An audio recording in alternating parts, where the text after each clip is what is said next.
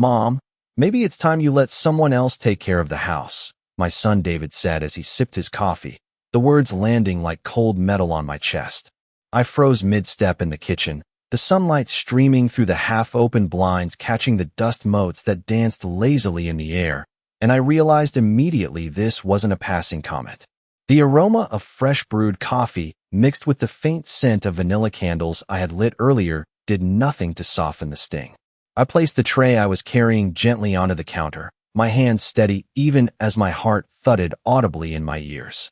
I looked up at David, noticing for the first time the way his posture had shifted over the past few months, slightly rigid, distant, as if the warmth that once existed between us had been sealed behind an invisible wall. "I've been managing this house for over 40 years, I said quietly, my voice calm, almost conversational, though inside a storm brewed.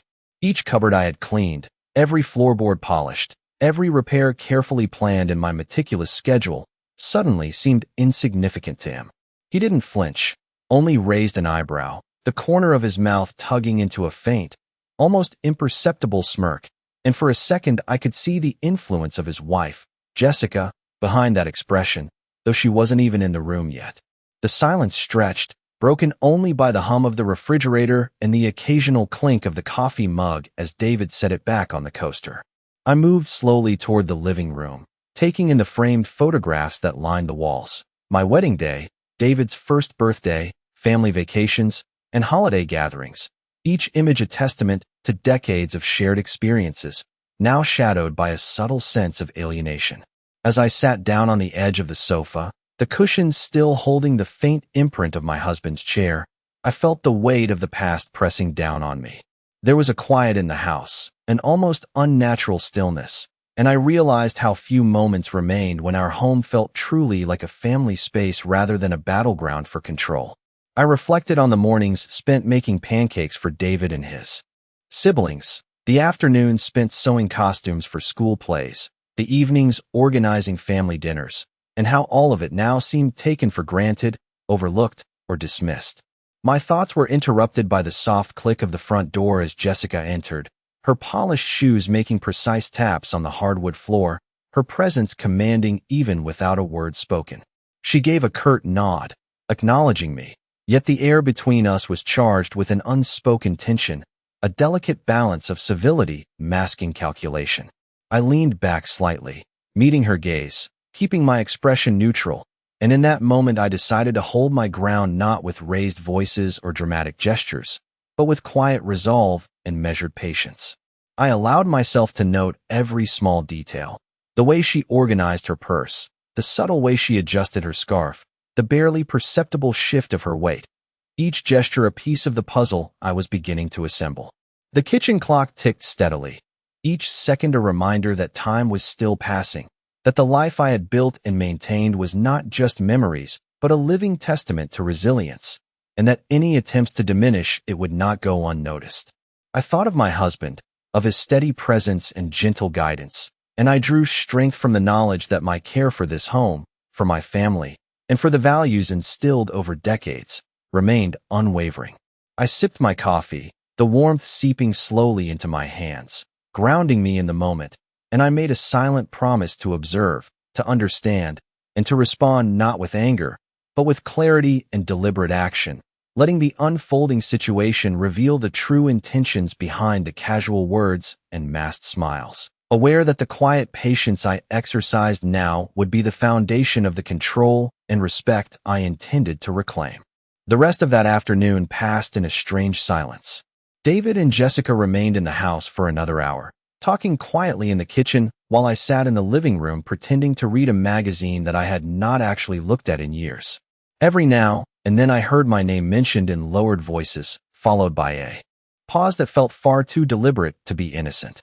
When they finally left, Jessica hugged David briefly near the doorway and gave me the same polite smile she always wore when guests were watching. The front door closed behind them, and for the first time all day I exhaled fully. The house seemed larger after they left, emptier. The grandfather clock in the hallway ticked steadily, its familiar rhythm filling the silence. I walked slowly through each room, not because I had anything to do, but because I needed to remind myself that this place was still mine. The dining room table still carried faint scratches from family game nights decades earlier. The kitchen window still overlooked the small flower garden my husband and I had planted together nearly 20 years ago. The guest room still contained the quilt my mother had sewn by hand. Every corner held a memory. Every object carried a story. Yet recently, I had begun to notice something unsettling. Whenever David and Jessica visited, conversations seemed to revolve around what should change. The guest room should become an office. The garage should be cleaned out. The backyard should be redesigned. Even my daily routines became subjects of discussion. They spoke as though they were future managers reviewing an aging property rather than family members visiting a home filled with history. That evening, I heated a bowl of soup and ate alone at the kitchen table. The television remained off. I found myself thinking about my husband, Robert. He had been gone for almost 3 years now. Sometimes I still expected to hear his footsteps coming down the hallway or the sound of his truck pulling into the driveway. Grief changes shape over time. It no longer feels like a storm.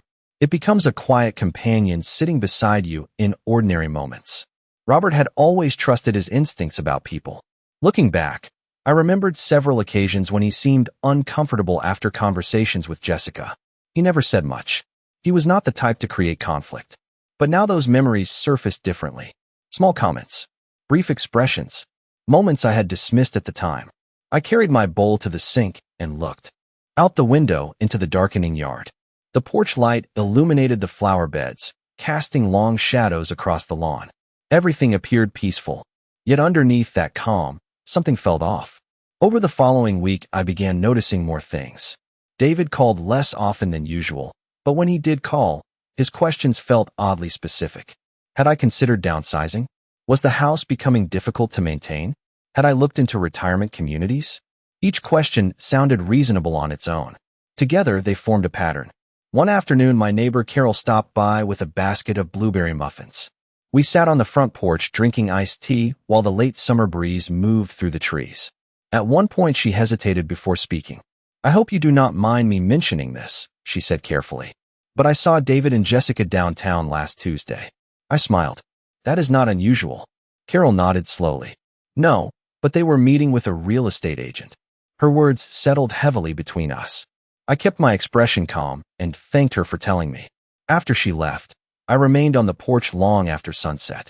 The crickets chirped in the distance. Cars passed occasionally along the main road. My mind replayed every conversation from the past several months. Every suggestion, every carefully worded concern, every conversation about what was best for me. For the first time, a question formed clearly in my mind. What if none of this was about helping me at all? What if the concern, the advice, and the gentle pressure were simply different faces of the same thing? I sat quietly in the darkness and realized I could no longer afford to ignore the feeling growing inside me. Something was happening behind the smiles, and I intended to find out exactly what it was. The next morning, I woke up before sunrise, something that had become a habit since Robert passed away. The house was quiet except for the distant hum of the air conditioner and the occasional creak that old homes make when the temperature changes. I wrapped a light sweater around my shoulders and carried a cup of coffee onto the back porch. The sky was painted in soft shades of blue and pink, and for a few moments I allowed myself to enjoy the calm. Yet even there, surrounded by familiar comforts, my thoughts kept returning to the same question. Why were David and Jessica suddenly so interested in decisions that had always been mine? Over the following days, I paid closer attention. Not in an obvious way. I simply listened more than I spoke. It was surprising how much people revealed when they believed you were not paying attention. The opportunity came the following Saturday when David and Jessica invited me to lunch at a restaurant near the lake. The place was one of those modern family restaurants with large windows overlooking the water and polished wood tables that tried very hard to look rustic. Jessica spent most of the meal talking about new housing developments on the edge of town. She described walking trails, community centers, fitness programs, and maintenance-free living. Every few minutes, she glanced toward me, waiting for a reaction. I smiled politely and asked questions when necessary. David remained unusually quiet. That alone told me more than any conversation could.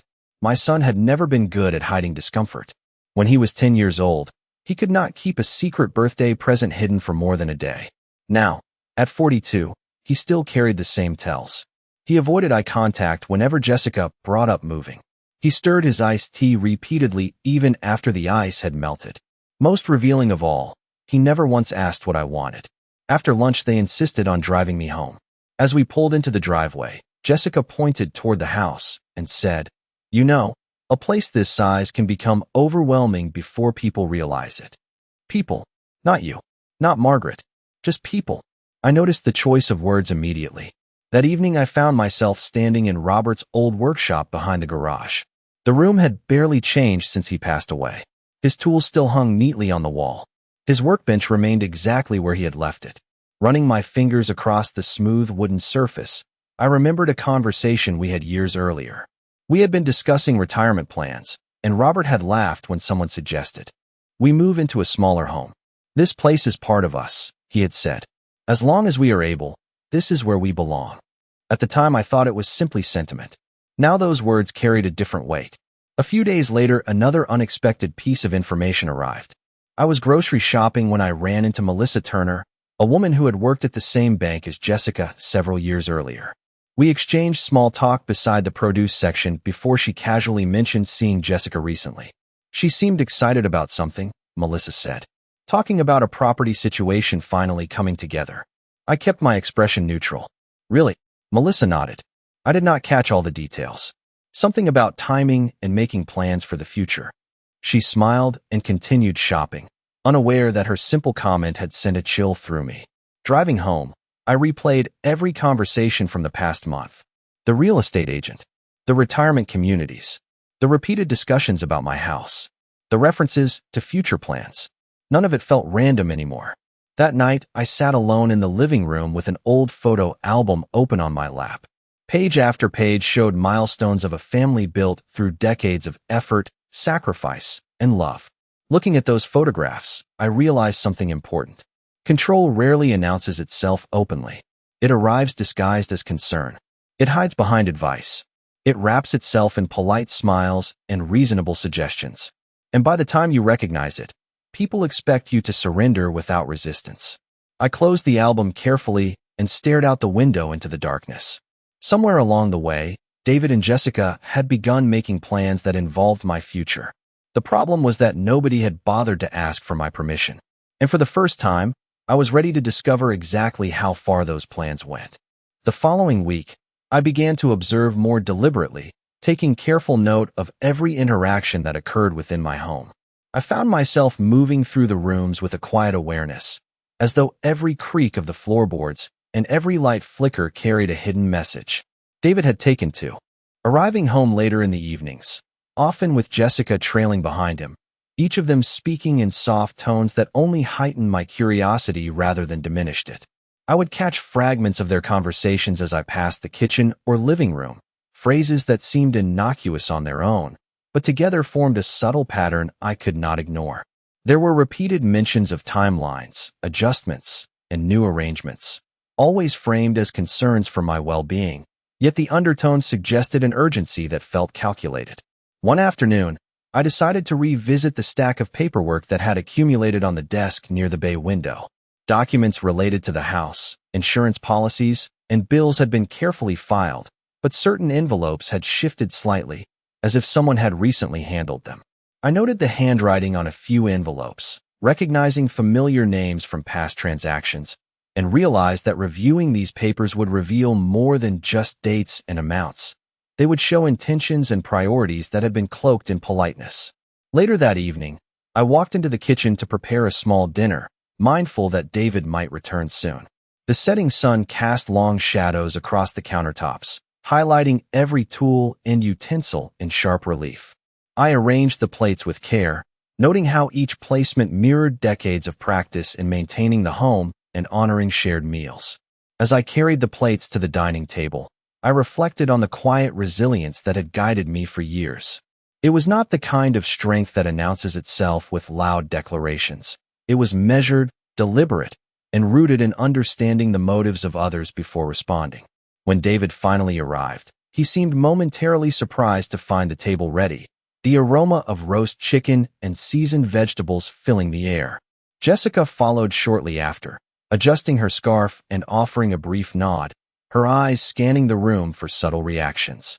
I greeted them with a calm demeanor, speaking softly about trivial matters, asking about their days, all while listening intently to the pauses and inflections in their responses.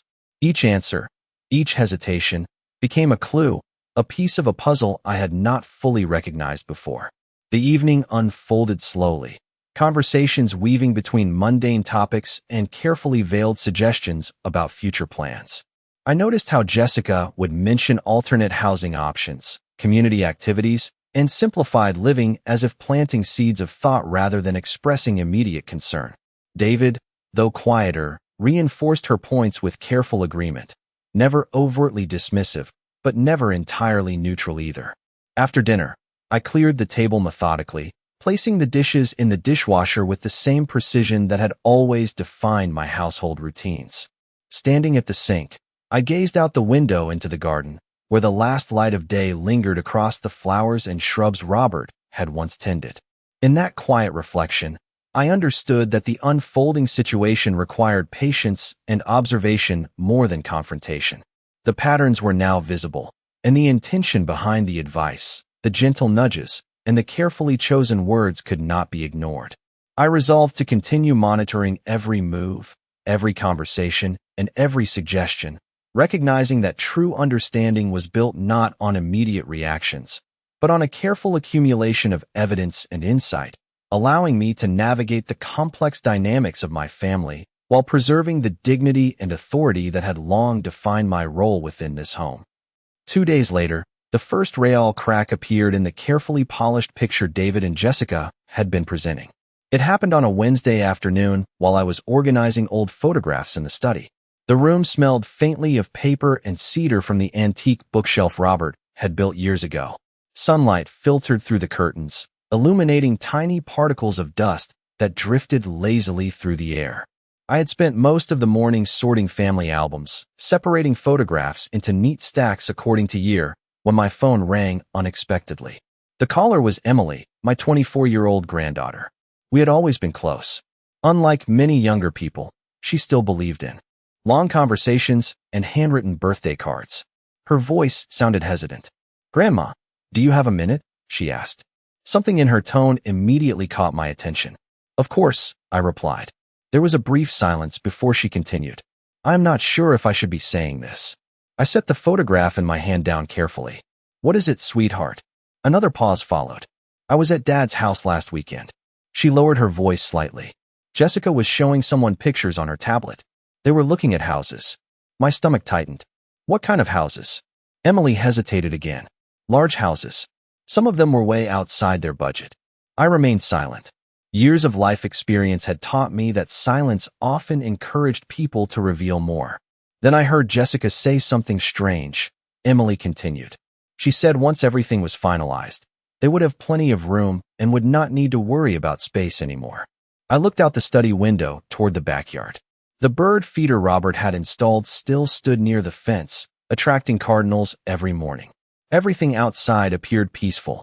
Yet inside, another piece of the puzzle had just fallen into place. Did she explain what she meant? I asked gently. "No," Emily said. But when she noticed I was nearby, she stopped talking immediately. We spoke for another few minutes before ending the call. Afterward, I sat quietly in my chair, staring at the family photographs spread across the desk. Faces smiled back at me from birthdays, graduations, vacations, and holiday dinners. So many memories. So much history. Yet I could not shake the feeling that certain members of my family had begun viewing those memories as obstacles rather than treasures. That evening I decided to review documents I had not examined in years. I opened filing cabinets, sorted through folders, and carefully checked ownership records, insurance statements, and financial paperwork. Everything appeared exactly as it should. Nothing was missing. Nothing had been altered. Yet the process gave me something valuable: confidence. The house was secure. The decisions remained mine. No one could simply rearrange my future because they found it convenient.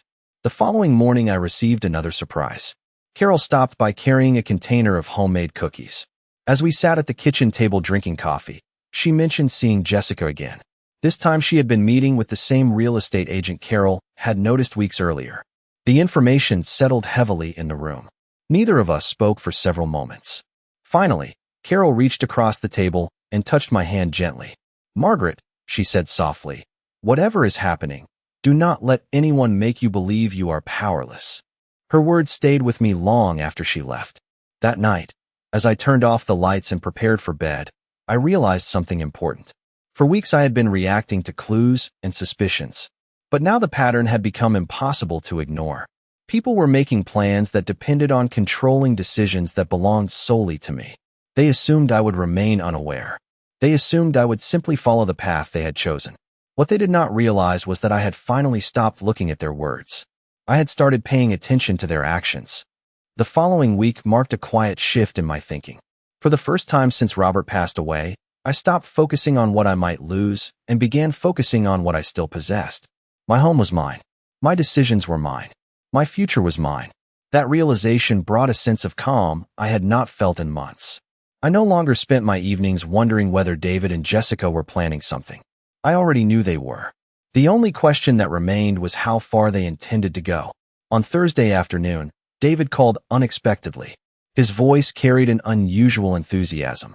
He suggested that we all have dinner together on Sunday. He even offered to cook. The invitation sounded generous, but something about it felt rehearsed. During our conversation, he mentioned several times how important family discussions were and how everyone needed to be on the same page moving forward. The phrase stayed with me long after the call ended. On the surface, it sounded harmless. Beneath the surface, it felt like preparation. Sunday arrived warm and bright. The sky was clear, and a gentle breeze moved through the trees surrounding my property. I spent the morning tending to the flower beds near the porch. Working in the garden always helped me think. Plants were honest. They grew slowly. They revealed their condition clearly. People, on the other hand, often hid their intentions behind smiles and carefully chosen words. By late afternoon, I drove to David and Jessica's house. The moment I stepped inside, I noticed small changes. A new dining table, fresh paint in the hallway, decorative magazines spread across the coffee table. Several pages had been folded back. I glanced at one while Jessica was in the kitchen. It featured luxury homes and renovation projects. Interesting. During dinner, the conversation remained pleasant. We discussed weather, community events, and Emily's new job. Jessica laughed easily. David appeared relaxed. Yet beneath the comfortable atmosphere, I sensed anticipation. They were waiting for the right moment. Eventually, it arrived. Jessica set down her fork and smiled. "We have been thinking a lot about the future lately," she said. David nodded immediately, especially about making sure everyone is comfortable. There it was again, the language of concern, the language of guidance, the language of people attempting to lead someone toward a decision they had already made on her behalf. I listened quietly. Jessica began describing retirement communities she had researched. She mentioned social activities, maintenance services, and convenience. David added comments about reducing responsibilities and simplifying life. Neither asked what I wanted. Neither asked how I felt. They spoke as though a conclusion had already been reached, and they were merely presenting supporting details. I took a sip of water and watched them carefully. The confidence in their voices intrigued me. It suggested they believed their plan was progressing exactly as expected. What they did not realize was that every conversation was teaching me something. Every suggestion revealed another layer of their assumptions. Every attempt to guide me closer to their preferred outcome made their intentions easier to see. When dinner ended, Jessica offered dessert. As she disappeared into the kitchen, David leaned forward slightly. His expression softened. For a brief moment, I saw the boy he used to be. "Mom," he said quietly, "sometimes change can be a good thing." I looked at him and smiled gently. "Sometimes it can," I replied, "but only when the person making the change actually chooses it." Something flickered across his face. Surprise, uncertainty, perhaps even guilt. It vanished almost immediately, but I noticed it. On the drive home, I replayed the evening in my mind. The pieces were aligning more clearly now. Their strategy depended on one critical assumption, that I would eventually accept their version of what was best for me. They believed patience would wear me down. They believed repetition would influence my thinking. They believed concern would disguise control. As I pulled into my driveway, the porch light illuminated the familiar front steps Robert had built with his own hands decades earlier.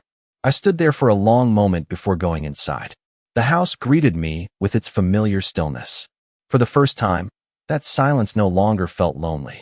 It felt reassuring, because while others were busy planning my future, I had quietly begun preparing something of my own. And unlike them, I intended to move carefully, patiently, and with my eyes completely open. Over the next several days, I stopped reacting and started preparing. There is a difference between the two. Reacting is emotional. Preparing is deliberate. For too long, I had allowed myself to be surprised by the small comments, the subtle suggestions, and the carefully packaged concern. Now I wanted facts. I wanted clarity. Most importantly, I wanted to understand exactly what assumptions David and Jessica had built their plans upon. On Monday morning, I scheduled an appointment with the attorney who had helped Robert and me update our estate documents several years before his passing. His office was located in a quiet brick building near the courthouse downtown. The waiting room looked exactly as I remembered it, with dark wood furniture and framed photographs of local landmarks hanging on the walls. When Mr. Harrison greeted me, his expression softened immediately. He had known Robert for years. After exchanging pleasantries, I explained that I wanted to review everything related to my assets, property, and future planning. Nothing dramatic, nothing urgent, simply a review. 2 hours later, I walked out of his office feeling stronger than I had in months. Everything remained exactly as it should. Every document was current. Every decision remained under my control.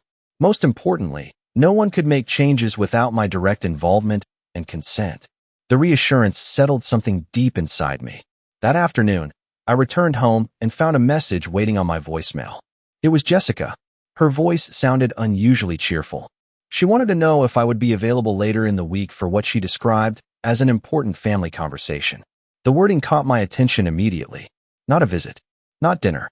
A conversation. I called back and agreed. Then I waited. Friday evening arrived. David and Jessica came over shortly before 6 o'clock. Jessica carried a bakery box filled with pastries. David brought coffee. The gestures appeared thoughtful, almost rehearsed in their politeness. We sat around the dining room table where countless family discussions had taken place over the years. For the first few minutes, conversation remained light. Then Jessica folded her hands neatly and smiled. "We have been thinking about ways to make life easier for everyone," she began. There it was again, the familiar language, the same carefully constructed framing. I nodded for her to continue. She pulled a folder from her bag and placed it gently on the table. My heartbeat remained steady. Inside the folder were brochures for several retirement communities and smaller housing developments. She began describing amenities, maintenance services, transportation options, and social activities. David sat quietly beside her, occasionally adding comments about convenience and peace of mind. I listened without interruption. The longer they spoke, the more confident they became. They mistook my silence for agreement. They mistook my calmness for uncertainty. What they failed to understand was that silence can also be observation. Eventually, Jessica slid one brochure closer to me. "We really think something like this could be perfect," she said. Perfect. Such an interesting word. Perfect for whom? I looked down at the glossy photographs. Beautiful landscaping, comfortable apartments, smiling residents. Then I looked back at them. For a moment, neither spoke. They were waiting. Waiting for gratitude. Waiting for acceptance. Waiting for surrender. Instead, I smiled warmly and closed the brochure. "Thank you for thinking about me," I said softly. Relief immediately appeared on both their faces. It happened so quickly they did not even realize I noticed. That expression told me more than anything they had said all evening. They believed they were getting closer to their goal. They believed the conversation had gone well. After they left, I stood by the front window and watched their car disappear down the street. Then I walked back to the dining room table and looked at the abandoned brochures. For the first time, I could clearly see the shape of the game being played. The pressure would continue. The suggestions would become stronger. The requests would become more direct. But something else had changed as well. I was no longer confused by their intentions. And once you truly understand what someone wants, you stop being easy to influence. The following week unfolded with an unusual quiet in the house. Margaret woke early as usual, the first light of dawn spilling across the kitchen counter, highlighting the delicate pattern on the ceramic mug she had filled with coffee. She took a slow sip, letting the warmth settle into her hands, a appreciating the comfort of the ordinary, the familiar, the stable. There had been so many shifts in the past month, subtle movements of control and influence that had forced her to observe more closely than she had ever needed to before. Today, however, she decided to take a step back and watch without judgment, without immediate reaction, allowing the flow of daily life to reveal more about the intentions surrounding her. Around mid-morning, Emily stopped by to return a book she had borrowed, carrying a small potted plant as a gift for the windowsill. Margaret invited her in, guiding her to the living room where sunlight streamed through the lace curtains, casting intricate shadows over the furniture.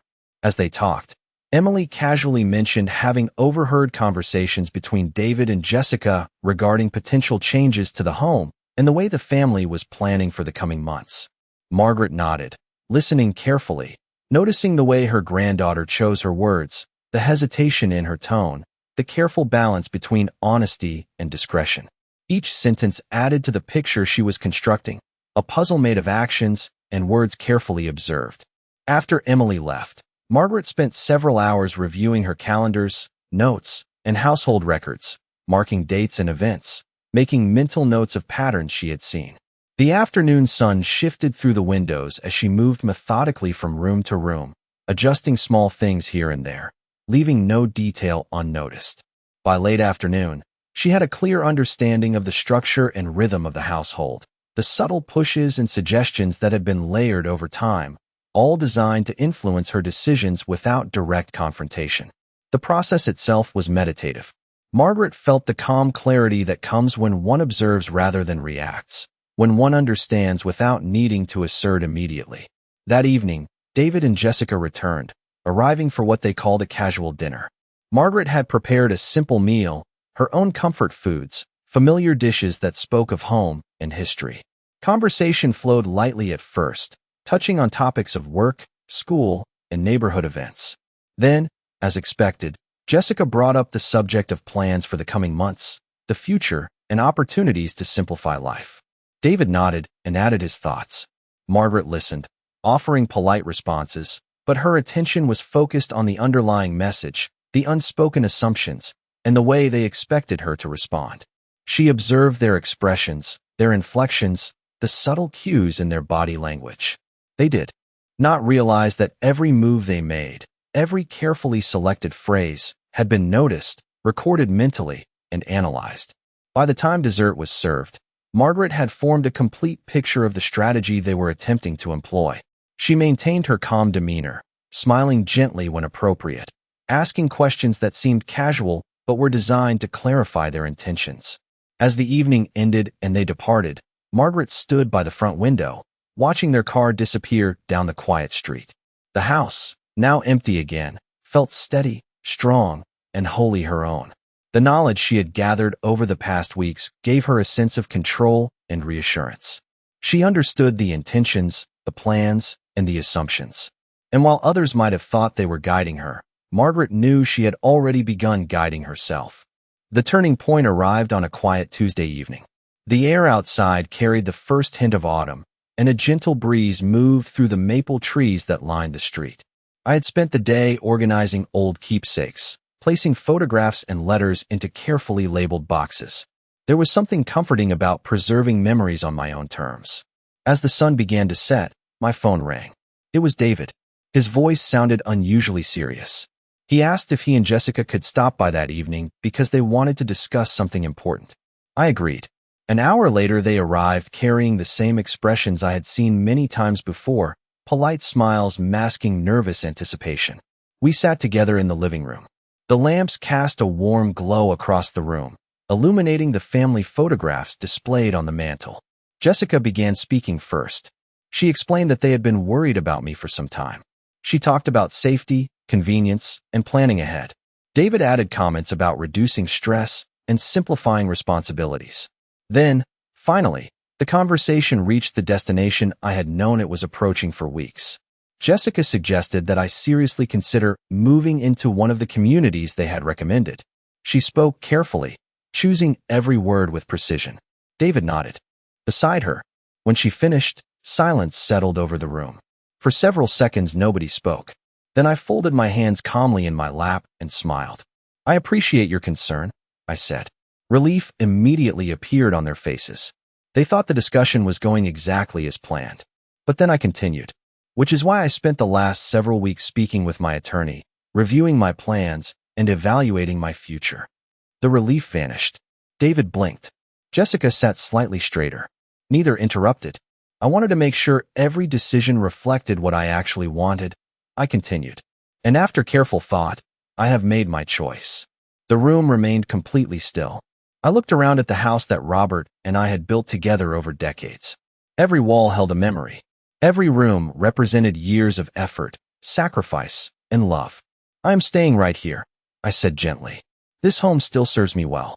I am healthy, capable, and perfectly able to decide what is best for my own life.